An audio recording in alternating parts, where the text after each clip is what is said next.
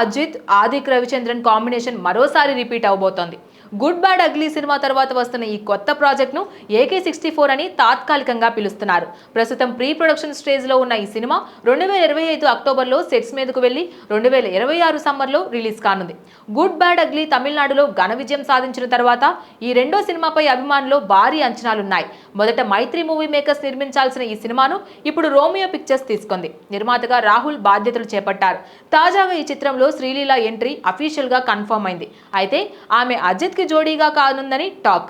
ఈ అవకాశం KGF hit 3 fame Srinidhi శెట్టికి దక్కే అవకాశం ఉందని సమాచారం. ఆసక్తికరమైన విషయం ఏమిటంటే గుడ్ బ్యాడ్ అగ్లీ సినిమాలో ప్రియా ప్రకాష్ వారియర్ చేసిన రోల్ కోసం కూడా శ్రీలీలను పరిశీలించారు.